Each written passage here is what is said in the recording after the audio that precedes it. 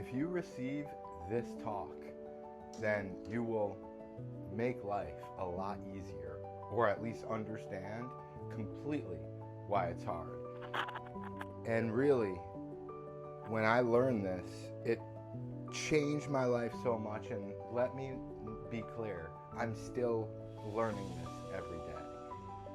On the drive to make this video, I was listening to more of this information, Joseph Murphy, The Secret, and a lot of us mistake, even hearing that word, The Secret, you may mistake what you think is manifesting, what you think is creating your reality or reality creation, or like why you're living in hell or living in heaven. And this simple talk, it is my intention to clear up a lot of misinformation that has been hurting every facet of your life, from health to wealth, to your paycheck, to your bank account, to your friends, to the people you're surrounded by, to the home you live in, to your environment, to your education, right? To the books that you may read or not read, to the events you may go to or not go to the littlest details of your life, like what car you're driving and how much you're paid. This is all dependent upon one thing, and that's your subconscious mind. Your subconscious mind is where you are programming, where your program is held. It's where you're programming, and your programming is your behavior, right? So you wake up every day upset, tired, that's your programming. It has much more to do with it, with your subconscious mind, than the amount of hours of sleep you get, than the amount of activity you do, and the food you eat. It's much more based on your subconscious mind, the energy that you have. You may be taking in fuel, and people call it energy, but I don't really like it's calorie is an energy yet. Let's make no mistake about it. In America, we have 80% of people that have excess energy or calories.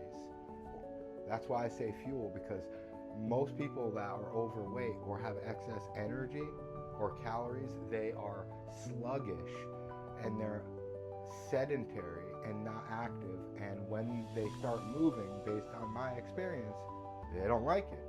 And I don't blame you if you're one of them, holding like a 40-pound kettlebell or dumbbell. You're holding that in your belly, or like your neck. One of my clients, it's come up in his neck, all that body fat and oh my Lord, like fluid that needs to be drained from your lymphatic system, jumping. Like there's other activities yet. The number one thing though, and I get lost, right? I just started to say the activities and the physical thing that could be changed. Yet first and foremost must be your identity, your subconscious mind. And when I say first and foremost, it could be after yet. Like you could start doing the activities and slowly become the person, yet usually doesn't work in that order. It's be, do, have. Not do, be, have. It's be, do, have. What do I mean by that? Well, be the person with the beliefs. It's your being, it's your identity. You are that, like you're an athlete. And then you start, in your mind, you already like made this decision. You talk with greats who've done great things. They made the decision in their mind that they were going to do a great thing because they're a great person in this way, that they're dedicated to becoming an athlete or becoming a president or becoming an actor or becoming someone who's, their definition of success is a lot of money. They figure out what to do to be that person because they're already being that person, and then they naturally start doing the things. They're like, oh, I'm an athlete? Well, then I wake up early and I drink water and I go for a jog or a run or a walk. I do activity, I exercise specifically every day. Like, it comes naturally when you know you're an athlete, and then those activities are fun. So how do we get there, you ask? Good question. Well, you are consistently implanting into your subconscious mind consciously. So let's just break this down a little bit. Let's get a little teeny bit of a visual. Right? Is you, and it's going to be a simple visual, is your main stuff that you're doing in life is your subconscious mind, right? Subconscious mind. And how the subconscious mind gets its programming or directions or what to do.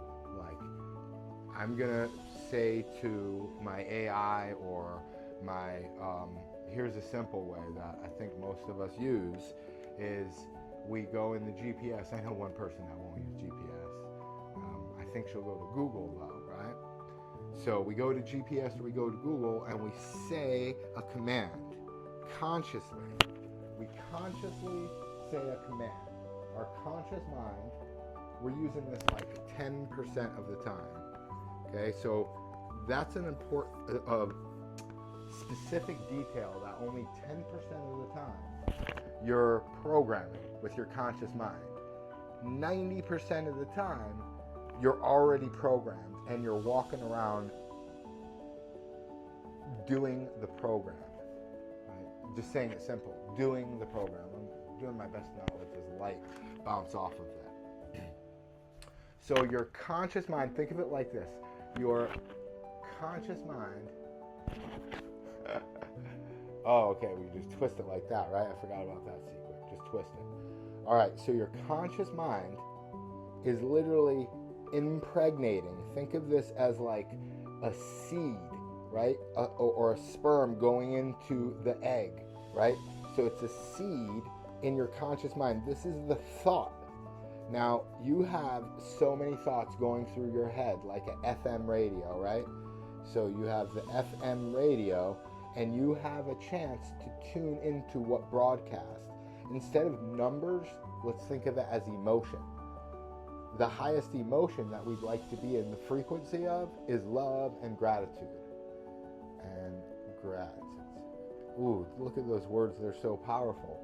When you give love and gratitude for things, you're going to change the way you're programming your subconscious mind, right? Now, you may not fully see this clearly. Let's go all the way to the bottom, because the bottom of the chart, and I'm going by the Map of Consciousness by David R. Hawkins, right? Yet we could just go in the basics of love and fear are the two major emotions. And fear has a lot of different masks, like anger, like envy, greed, jealousy, shame, blame. Shame is really low on the map of consciousness. It's the lowest. When you're in the field of shame, in the emotion of shame, things look bleak. God is despising. The world looks horrible. When you're in the emotion of love and gratitude, in that FM frequency, right, of love and gratitude, then everything looks awesome. You're wearing rose-tinted glasses, they say. And different things happen when you see them differently, right? Because just if you're approached by someone and they're selling you something and they come with a loving, grateful spirit that is non-attached to the outcome, you're most likely going to talk with them. If they come with shame and they're like, you could instantly feel that emotion and don't want to deal with that salesperson, even if you're looking to buy something from that store. So, what are you giving attention to? Because remember, we have all these thoughts. The FM is really thoughts, okay? It's a thought frequency, right? The frequency modulator, the radio that we're tuning into, is all the thoughts that are coming to our head consistently. They're not your thoughts. That's the cool thing. Yet you're responsible for them, not the first time they come around. Yet if you feed that thought with kindling, right? It's a little fire you're feeding with kindling, or it's a little baby, a little animal, and you're feeding it food, right? And the food you're feeding it, or the kindling you're feeding that fire, is your attention. So when you feel that love and gratitude frequency, give it more attention, you're supposed to say. Say it with me. I'm going to give love and gratitude more attention. I'm going to explain why this all is going to impact every part of your life. And I already am, really, if you're listening and you're receiving. It's not just listening, it's really receiving this message into your heart. That when you receive and translate the information that you're given in the world, a car accident or a baby being born or going to work, those three situations, you may have already created stories around, like, oh, I don't want to go to work, work sucks, or, oh, baby being born, I know someone that just had a baby, I can't believe he said that, or, whatever the third one I just said was. Every situation you're creating a story about that creates one of these emotions. And when you use that story to change the story, because you're making up the story, if you think it sounds crazy to change the story, you made up the story. That had you feel fear, that's the craziest thing in the world. And if you read the Bible, right, basic instruction before leaving Earth, the most repeated sentence is, I'll let you think about that. What's the most repeated phrase in the Bible? It's fear not.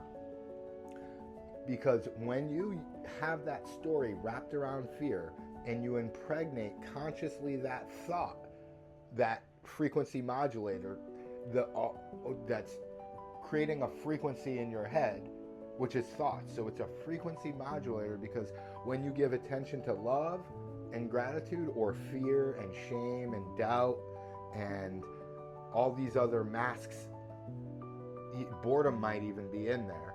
Like if you're taking it so negatively that you feel like your needs are not met, then you're not in love and gratitude. And you could get it's okay to not have your needs met. Like we are in the embodiment of a physical being.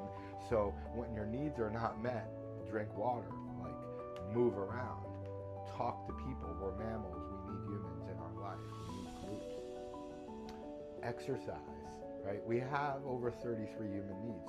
Create with art. Create. And give your attention to love and gratitude by creating different stories about whatever you're seeing with your senses, because your senses, your eyes, your ears, your mouth, we say things we don't mean right after we say them. Your nose, you could smell things that someone else didn't smell. You could hear something that someone else didn't hear, or you could hear something someone said that they said they didn't say, and yet you're going to argue with them. Create a better story where it's love and gratitude, because then the thought that's getting implanted into your subconscious mind, which is happening a lot, I know I said 10% of the time yet, that builds up and compounds. And remember, you're creating a cycle. Like this is a never-ending cycle, because your subconscious goes right back up to your conscious mind. Like your subconscious will tell your conscious mind, oh, I'm scared of airplanes. Oh, no, I don't like exercise. No, that's not something I do. That's not in my repertoire. I'm a meat and potatoes type of guy. I would never, or girl, I don't eat vegetables. Like you're not describing what has happened in the past. You're also you're mainly creating what you are now. What would you like to be now? And this is how to take power of your subconscious mind, and your entire life is write down in a notebook, like what is like my plan? What am I doing? Here's 33 plus needs, by the way, in one of my books. You could screenshot that. And this is the book you could screenshot to get on Amazon, Supercharge Your Life, by Dr. Keith J. Lopez. The point is, have a notebook, not just a book. Like I'll have a notebook in every grab of hands. Like I used to always carry a notebook and a pen, right? And I always do have a notebook and a pen within reach. And my challenging myself is a pen in the drawer. I hope you believe me. Is write down your intentions, aka your goals. What are your goals or intentions in life? And break them down in dimensions of wellness, like physically, spiritually, mentally. Emotionally, what are your goals? That's a big one. What do you mean by an emotional goal? Like, that brings awareness is what emotions am I feeling most of the time? Is it that love and gratitude, or is it that fear, doubt, shame, blaming others, and not having gratitude, which means you're in the world of doubt, fear, you're lacking security. How can we get your needs met? If you're wondering how can you get your needs met, write it down below. If it's challenging to figure out, use AI, book a call with me, or talk with someone, yet focus not on what other people are doing to you, because then you're creating the story of victimhood. And it's true as long as you say it, anything you put in, I already erased that screen, but whatever you put in the subconscious mind, like, remember this, because this is what you're born to remember. Whatever you put in the subconscious mind, whatever you program it, whether it's a little happy face or a sad face, and fear and trauma, or new stories that you could rewrite of like happy face and enthusiastic. You could use different words in your vocabulary to change your world, because the quality of your world is based upon the quality of your words.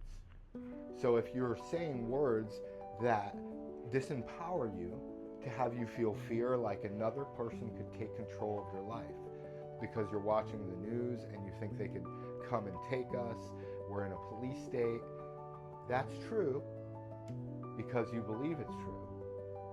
And is it not true if I don't believe it's true? Well, I don't get harassed by police every day. I am free to make a video and talk to millions and billions of people with a talk that could potentially remind them that they are unlimited potential, that you have the power to do anything and everything as long as you input it into that subconscious mind, so that you are clear about your intentions. You write down, what are your goals? What's your best day look like?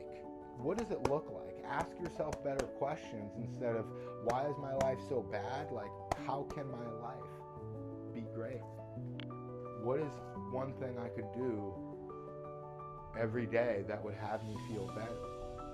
Work on just 3 habits. You could write down 50, 100 habits. Yeah, work on 3 at a time. I'd like to drink more water. I'd like cleaner water, right? So I could drink more water. I'd like to get used to drinking water, so I'm gonna eat more fruits and vegetables and maybe put them in my water. Ooh, I could do that. I don't have to buy a fancy hydration drink. I could just cut up fruits and veggies or cucumbers and put them in water. Yet they do that at fancy places. Build a habit that's doable, that's easy, that's pleasurable, that brings happiness beyond just pleasure, brings joy that you are the person that you know you're meant to be. You're going for daily walks, you're catching up with people. Like, it doesn't have to be all physical goals, you know, some are social, spiritual, some are environmental or emotional, some are monetary and occupational. That's a big one. You're not stuck unless you believe that you're stuck. You have had these things programmed in your subconscious mind for so long, and you know who else was on this board when you weren't looking, and when you were looking is mom and dad. And if mom and dad aren't there, sister, brother, and if brother and sister aren't there, authority. That could be anyone. We all had an authority and teacher, right? A teacher, as if you could read me writing teacher right there. And we learned with the teacher, but we also taught what the teacher taught us. You're always teaching what the teacher taught you since you were a little kid. You're like, when we were little kids, we were taught, like, no one's gonna like fart or burp without some type of response or reaction. We're either gonna laugh, be like, oh, you're not supposed to do that. You gotta say, excuse me, or just like be like, I'm not allowed to be with you anymore. My parents said I can't be around people who fart or burp in public. And, like, there are some subconscious beliefs or about money, that like money doesn't grow on trees. You think I'm made of money. Money does grow on trees. I have trees out here growing that you would easily pay for, and they would benefit you very much. Let me know if you'd like to give me money for trees. So we have all these subconscious beliefs, and you could start writing them down again in that notebook. An overwhelmed mind is a mind that hasn't written enough or rested enough. Reading and resting, writing, reading, and resting, because reading helps you organize your thoughts too. If you have no idea of what your life would look like as a great life, then start reading some of these books, because they will give you ideas of a great life. And to me, it's improbable that you don't know what a great life looks like. You're just afraid that you're not worthy of it, that you don't want to work for it, and you don't have to do all that work and make it hard. It's only hard and takes a lot of work if you program that in your subconscious mind. You must work hard to get rich. You must work hard to be successful. You must work hard to be a good husband or a wife. And, I don't know if you've seen that Seinfeld episode where Costanza's just like acting miserable and overwhelmed. And if he doesn't act that way, they'll give him more work. These are deep subconscious programs by social media, social encounters, by sounds that you hear. If you're not hearing like nature and the rain a good bit, and it's always humans talking, the radio, music, TV. I remember when I needed constant stimulus like that. If you're never meditating, right, to hear the sounds from within, the kingdom of God, the kingdom of heaven from within, to hear your inner voice, it's going to be challenging, because you're going to focus on the social life, whether it's social media, the social encounters, the sounds that you hear, the spaces that you're in, right? The situations that you're in. Those are going to dominate your thoughts if you don't get some information in, like these wonderful books. Get some books in to be in a different world, right? I'm like about to hold up a book for an example.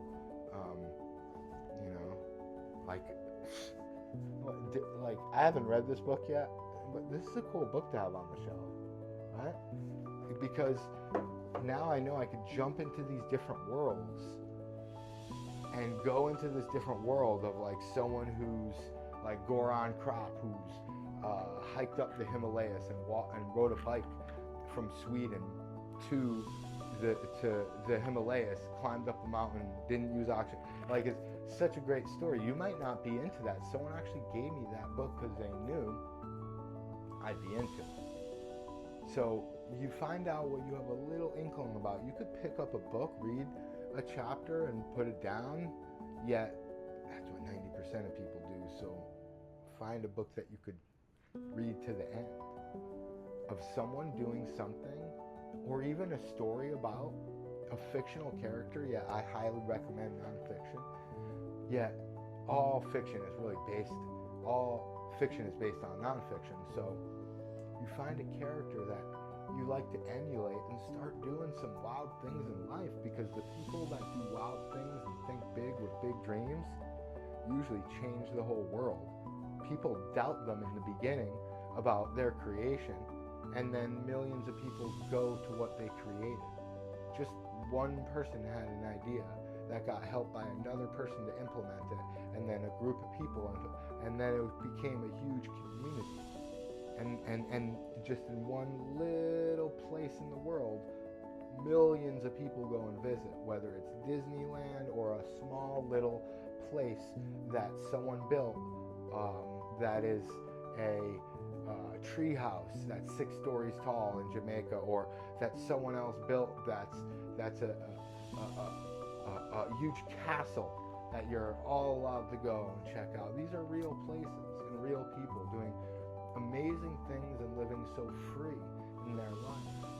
And it's because we input it into our subconscious mind, and any limitation that we have, any roadblock in life that seems so physical, whether it's being 40 pounds overweight or being unable to learn, these are all so controlled by our subconscious mind. And sure, you may be thinking of a drastic 4% of the population that has some neurological disorder, and I do think all of those could be affected. Yeah, I'm not talking about that. I'm not saying we thought anyone into like permanent sickness. That I do believe, yet that's not the topic right now, and it's too distracting. Just think about how much it will impact your life to create the story that you could appreciate with love instead of fearing and lacking, even if it's like looking at your bank account and it says you don't have much money or you're in debt. Just look at it with love and gratitude of like, wow, I have that much money. Just because it's in debt, it's still my debt. That means it's my money. I'm so rich. And that money will come to me easily, effortlessly, and exponentially. That money comes to me frequently, easily, and abundantly. And say it so that you believe it. And if you don't believe that, step down a notch with like, I have a house, and it's beautiful, and I'm going to take care of it, and I'm going to treat it wonderfully. No one has taken it away. You focus on the positive instead of bringing all that lack into your mind, because it's all a story that you're creating that creates an emotion, and that emotion attracts everything, right? The secret of the universe, the secret like E equals mc squared, is really E equals mm. E is emotion equals magnify and multiply. What does that mean? That means every emotion you have is going to be magnified. You're going to be looking at like, oh, I'm losing my mind, I'm so sad, or I'm so happy. It's going to get magnified in your own consciousness and then multiplied everywhere you look. You're going to see a situation, an event, a person, place, or a thing that supports whatever emotion you're giving out. That's why when you're like fearing, like Job said, everything that I feared has come to me.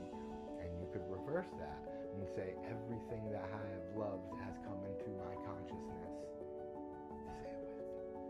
Everything that I love comes into my consciousness. You need not fear. It's all an illusion. You're creating your reality with your emotions.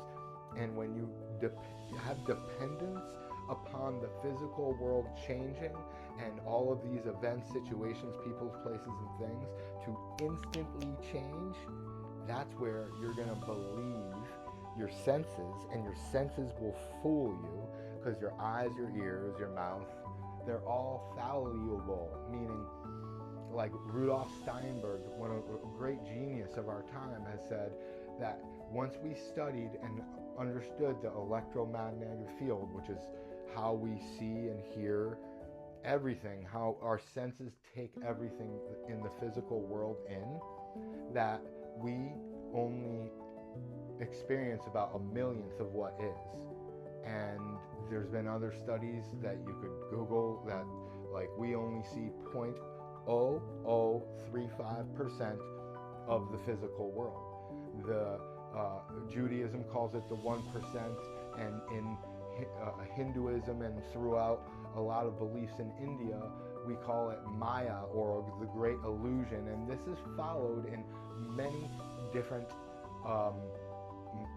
every different path of psychology and religion, is that, and now in science we see that we really are seeing so little of what really is, because our reticular activating system is constantly editing, deleting, and predicting what we see. So it changes what we see based on our perception. That's why people see things very differently. And you are seeing things differently when you're in a bad mood, because you told yourself a bad story, because what you think is more vital than what you eat and what you do.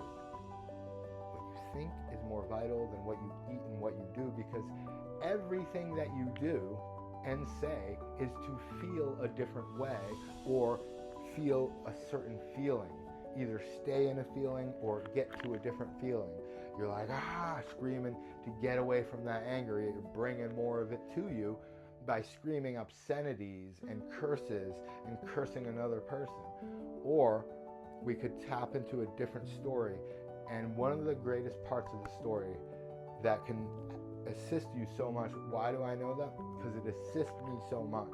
Marshall Rosenthal, who created nonviolent communication or compassionate communication, said something pivotal and so moving for me about anger, that you could instantly transmute anger by not evaluating a right or a wrong in a situation or a person or a place or you or them. Instead, just observe what human needs are not being met for you and take care of them without evaluating the right or the wrong of the situation. Because when we create a right or a wrong or a good and a bad, we start feeling really bad a whole lot of the time. And we start making people wrong, including ourselves, a whole lot of the time. So look at it like it's all, not just it's all good, but it's all God. I probably could have this button the whole time, but it's all God.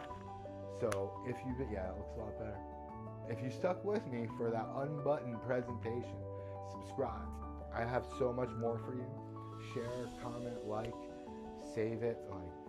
Do something to build up the algorithm for real, because don't we need more people listening to this message so more people could be fulfilled? Because when more people's needs are met, we're going to deal with happier, more joyous people. Not just like hedonistic, pleasure-seeking people, but happy, joyous people that are feeling pleasure, not pain, most of the time, and enjoying life. Because life is a dream that you're creating, and it's mainly created by the emotion, and emotion is created by a story you tell yourself about a person, place, thing, or whatever it is. It's always a story that has you feel. No other human makes you feel a certain way. It's a story you're telling yourself about what happened in that situation. And if you keep telling yourself that God gives you everything and identify with yourself as I am, the I am inside, the God within, the heaven within, and that everything that I could ever desire is within, so I don't even want anything, because I could imagine a beautiful life and feel a different feeling. When you imagine a beautiful life and feel that different feeling, that's the secret of life, because it's going to end up happening in the physical world. Whatever you imagine and feel on a regular, consistent basis will give you competency and confidence to be and identify as that person, and everything else will align with what you are identifying as, what you are imagining and feeling on a consistent basis is what you are and what surrounds you. And it could be changed at any moment. It does consistently change. Change is what's always happening. And these micro changes of one little habit, one little thing that one little belief that you're changing, one belief at a time, you're going to hit a core belief at some point that will remove thousands of blocks, because that core belief, money doesn't grow on trees, or all people are evil, or I hate people, or life's a bitch, and then excuse me, my language, you get the point. Life's a female dog, and then you die. Instead, use different language to create a life that you love. Because how you talk to yourself is one form of communication. How you talk to others is another form, and how you talk to God is another way. And if you could work on your self-talk and your talk to God, how you talk to other people is going to be so beautiful. It's really your self-talk that you're doing the most of. And people sometimes like, I don't talk to myself. You're talking to yourself in your head always, are you not? You just answered that question, did you not? If I ask you a question, you're going to answer it in your head first, right? Yes or no? You're always talking to yourself, self-talk. Make it positive, and your life will change exponentially. It's not linear. You're going to think, oh, it's getting better, and then it gets worse, and then you're like upset. If you emotionally react to that low in the stock market of your life, you might do something ridiculous like try and sell it on a low, and you lose so much money. You freak out, start changing what doesn't need to be changed. Instead, you're doing great. Just deal with like the physical world collapsing, but your inner world is like, dude, I'm okay with it. I have everything. I got water. I can meditate longer now. And then when you have the emotional response and reaction of someone that you would like to be, like, okay, so if you are saying that you're rich, then don't respond to your bank account having zeros or negatives. A really rich person, multi-millionaires, most of them, according to the stats, have gone bankrupt twice. Not once, twice. And they just keep building up because they identify as a rich multi-millionaire, and the world is just going to prove that. It doesn't matter if the world shows you doubt, like the physical world, your bank account. It shows you a good reason to doubt and fear. Yet you got a better reason. That's called your subconscious mind. You're consciously impregnating your subconscious mind every moment of the day, mainly with emotion, which is created with a story you tell yourself because of what you're imagining and feeling. Remember, imagining and feel. It's not just imagine, but when you imagine and feel. Okay, one last example before we go. Our time together is precious. Subscribe. Go to ogfit.com if you'd like to see a live event, get free training, or book a call. Again, that's ogfit.com. Better your life. So, one more example, and I'm going to leave you on this high note, is let's both feel the feeling of the wish fulfilled right now. Think of the greatest thing that could happen. If you're like, I don't know what's going to happen. Think of the greatest thing that has happened in your life. You're like, I don't want to think about that. It'll never happen again. She was still great. That was 80 years ago. It was 20 years ago. If you cannot think about anything else great and that's on your mind, feel the feeling of that wish fulfilled. It's okay to feel it. Even if it doesn't happen in the world, you're feeling the feeling of the wish fulfilled so that you can feel the emotion. When you feel that emotion, more of the things that will have you feel that emotion will happen in your life. So, without further ado, breathe in deeply, or breathe out as much as you can. And then you're going to breathe in for 5 seconds if you can. If not, it's okay. Hold your breath at the end. Breathe in for 3, 4, I love you. 5, I love you. And hold your breath for 5 seconds. 4, I love you. 3, I love you. 2, I love you. 1, I love you. And exhale for 5, 4, 3, I love you. 2, I love you. 1, I love you. You are more relaxed than ever. You are now thinking about a beautiful time. If you're not driving, you could close your eyes or pull over and close your eyes to really focus on a beautiful time in your life. You're going deeper into relaxation, and you're feeling that feeling of the wish fulfilled, so much so that it feels like reality. You feel happy. You feel joyous. You feel enthusiastic, possessed with God, knowing that this is exactly exactly what you need right now. You're exactly where you need to be, doing exactly what you need to do, and you are exactly who you need to be right now. It is implanted in your subconscious mind this feeling of joy and excitement, more than excitement, a calm enthusiasm. And you feel calm and cool knowing that you are worthy and capable of this feeling. Feel that feeling. Imagine it for a few seconds. Imagine and feel a certain scene that has you feel good with your needs met.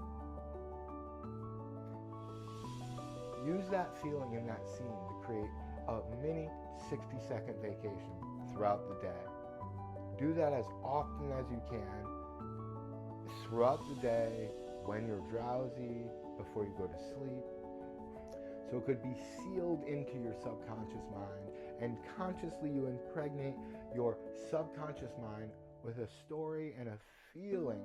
The feeling is more vital than the story. The story just creates the feeling, and the feeling is going to stay with you, and you're going to start feeling that way more and more and more, and then you're going to have things in the physical world that will support your feeling. Why? Because you're awesome and you're a creator, and you image your creation.